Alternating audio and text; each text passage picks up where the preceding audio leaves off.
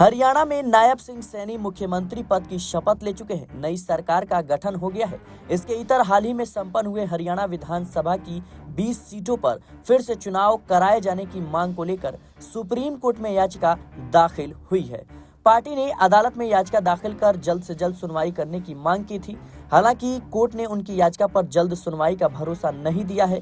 याचिका में बीजेपी के मुख्यमंत्री नायब सिंह सैनी के मुख्यमंत्री पद की शपथ पर रोक लगाने की मांग की थी। सुप्रीम कोर्ट ने याचिकाकर्ता से कहा कि आप चाहते हैं कि हरियाणा की चुनी हुई सरकार के शपथ ग्रहण पर हम रोक लगाएं। अदालत ने नई सरकार के शपथ ग्रहण पर रोक लगाने से पूरी तरीके से इनकार कर दिया। याचिकाकर्ता ने अपनी अर्जी में शपथ ग्रहण पर रोक लगाने की मांग की थी। याचिका में 20 सीटों पर ईवीएम में गड़बड़ी की आशंका जाहिर की गई।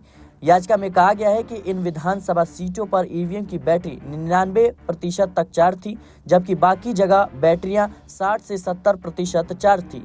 याचिका में 20 विधानसभा की सीटों पर पुनः चुनाव कराए जाने के लिए चुनाव आयोग को निर्देश देने की मांग की गई है। साथ ही ईवीएम को स्टोरेज करने के भी निर्देश मांगे गए हैं। वहीं हरियाणा विधानसभा चुनाव के नतीजे घोषित होने के बाद कांग्रेस के वरिष्ठ नेताओं के एक प्रतिनिधिमंडल ने दिल्ली में चुनाव आयोग के अधिकारियों से मुलाकात की और चुनाव के नतीजों पर आपत्ति जाहिर की।